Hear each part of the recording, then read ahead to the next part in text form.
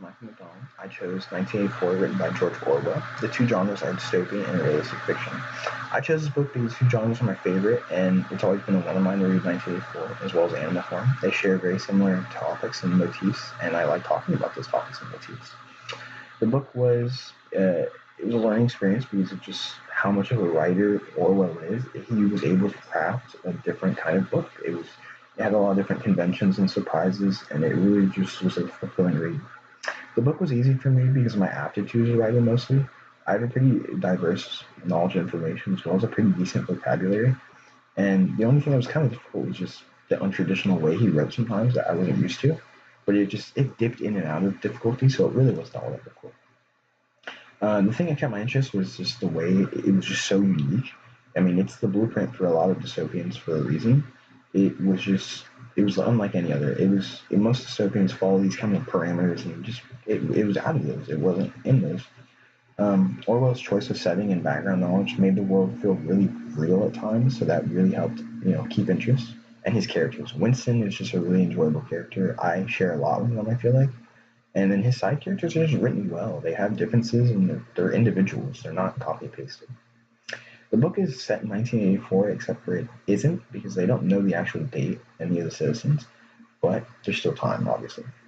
The main characters are Winston, and the other characters are just kind of around. Winston is definitely the main focus and takes up most of the time. The biggest conflict in the story is Big Brother. They're a totalitarian regime that is the party that controls all aspects of daily life. They're not very kind, and Winston is very keen on saying that. Orwell's theme is denouncing totalitarian regime. He lived during a time of World War One and World War Two as a British writer, so he has very much to say about totalitarian regime and his views on it. My paragraph I chose was, "You're a traitor," yelled the boy. "You're a thought criminal. You are a Eurasian spy. I'll shoot you. I'll vaporize you. I'll send you to salt mines." Suddenly they were both leaping around him, shouting "traitor" and "thought criminal," the little girl imitating her brother in every movement. It was somehow slightly frightening, like the gamboling of tiger cubs which will soon grow up into man-eaters. There was a sort of calculating ferocity in the boy's eye, a quite evident desire to hit or kick Winston, and a conscience of being very nearly big enough to do so. It was a good job it was not a real pistol he was holding, Winston thought. I chose this paragraph because it's so interesting. I feel like I could talk about it for 30 minutes straight and never get bored.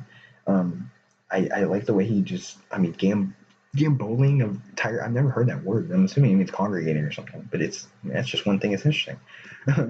You kind of need to know what thought criminal means. It's just a person who doesn't have normal thoughts of the party, and it's illegal to be like that. To be vaporized, though, is you just disappear. It's like whenever they take away a person, you just kind of disappear and you're vaporized.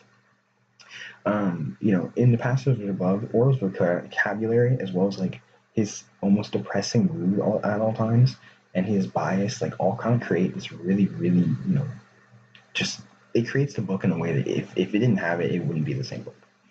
The book is connected to the outside world and applicable to the outside world because it's just obvious. It's a totalitarian regime book that was kind of based off of a lot of World War II from Orwell's experience of seeing that, um, and you can just see that a lot. I would give this book 5 stars because it does exactly as it's intended and even more. I love it. It's a dystopian with motifs of identity, language, and totalitarianism. If you like dystopians, you'll like this book.